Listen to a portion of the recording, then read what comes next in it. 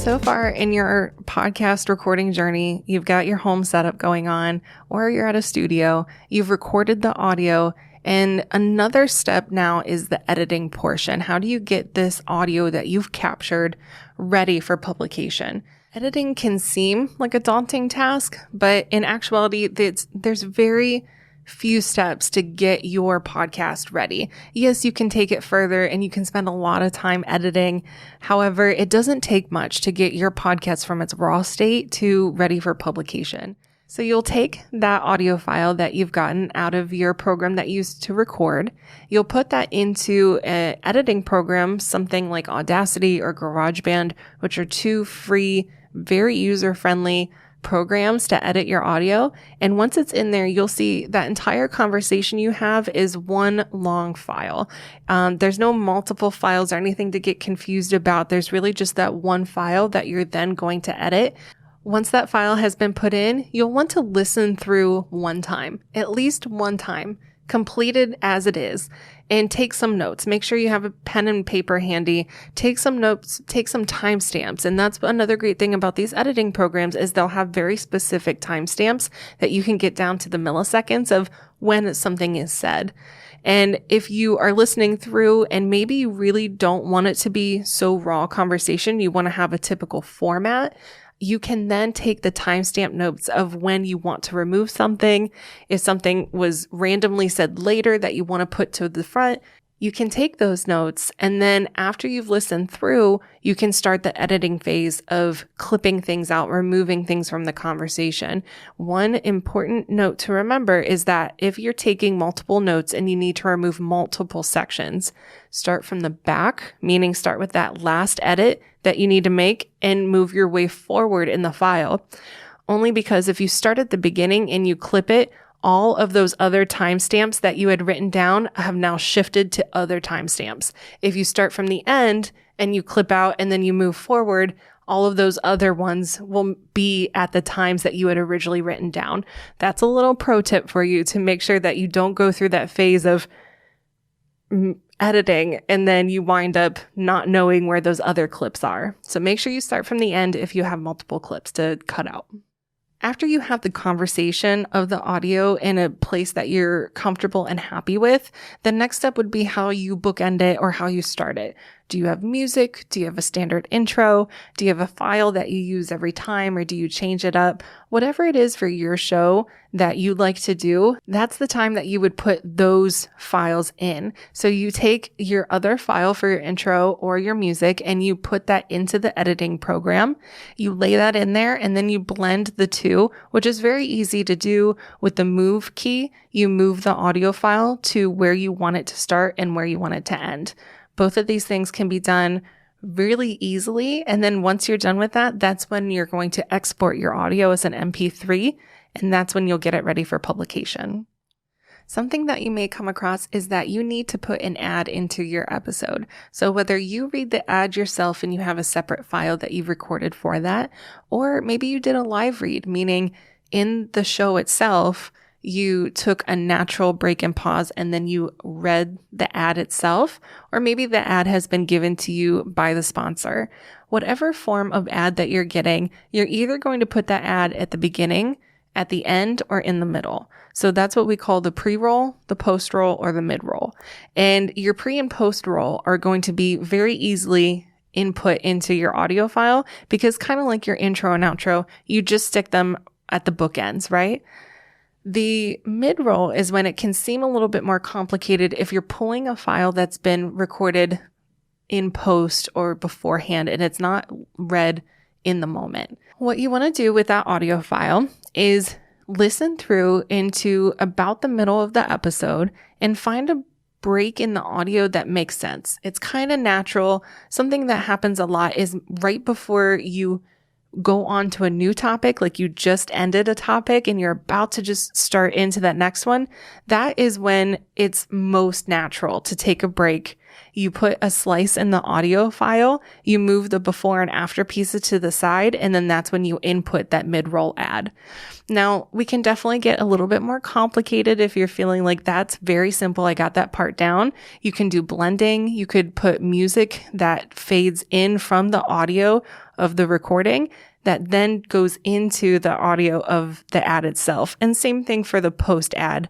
You can have music that blends out and then goes seamlessly right back into the audio of the actual interview itself. It's up to you. I've known ads and listened to ads that are a little bit more like, and here's the ad.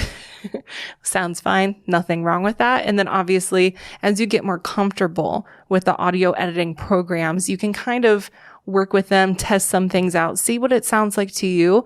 You're the best critic of what it sounds like before it gets put out into the world. If audio editing sounds a little too complicated or something that you don't want to spend your time doing, no worries. There are audio professionals typically that work at studios or freelancers that you can outsource your audio editing to. All you have to do is send them that file that you captured from recording at home. They edit it and typically get it back to you within 48 hours, completely ready for publication, that you can take that audio file and put it into your hosting company like Tandem. While recording at home can be very convenient, you can have a nice setup, you can do everything that we kind of talked about here today. There is also the option of going into a studio.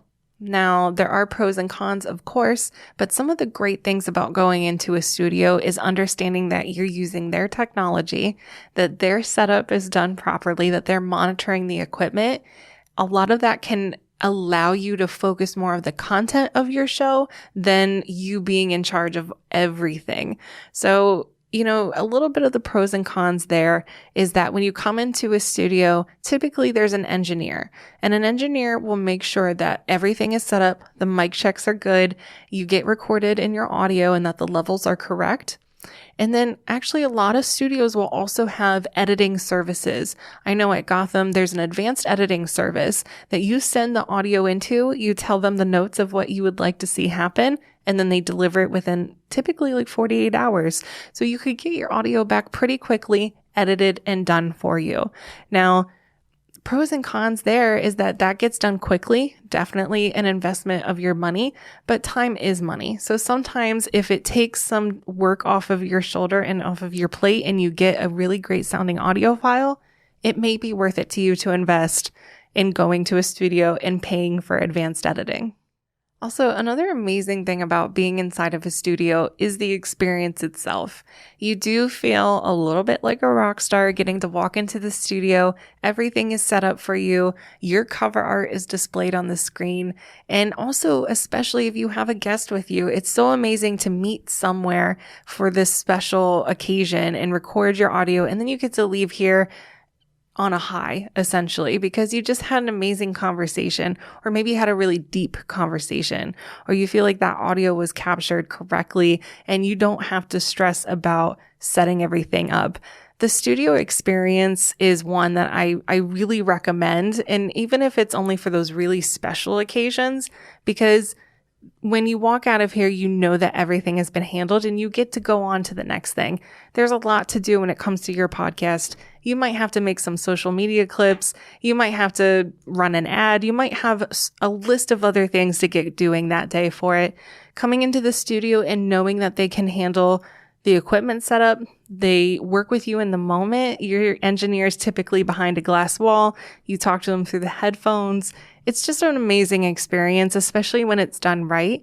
And when it's finished, you know that they're handling the editing for you. They're going to give you back a completed product.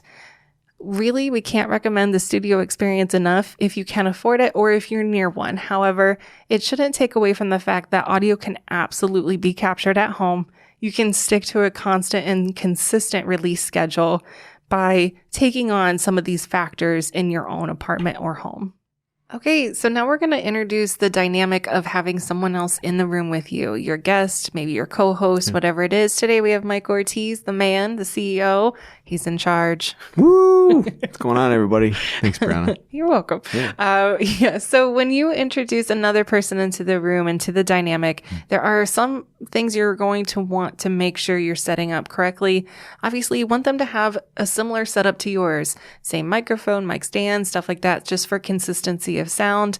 Another thing is that people talk differently, and you're going to want to set the level specifically for that person. Maybe they're a little bit more boisterous. Maybe they have a very loud personality and, so you have to turn them down, or maybe they're a little bit quieter and more mousy and you're going to have to turn them up. Whatever it is, you're looking for consistency in the waveforms. So that way, your listener, they're not hearing something really loud and then they're struggling to try and hear something that's really quiet. You're really looking for consistency there. When you're introducing someone else into the dynamic of recording and you're at your home or your apartment, you might want to be a little bit more relaxed. And so you're on the couch, you're holding your microphones, or maybe you're going to be in a little bit more of a alert position like Mike and I are here today, and you're talking to the camera.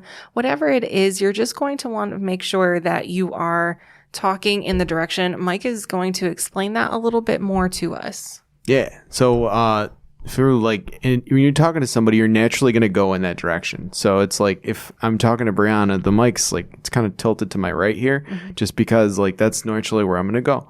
If it's directly in front of me, I'm going to be like, oh, what's going on? And then you can't hear it. It's going to sound weird. So it's it's here or it's here. So you want to really make sure it's towards the direction of the person you're talking to, because that's where you're going to get the optimized audio. It'll sound the best that way.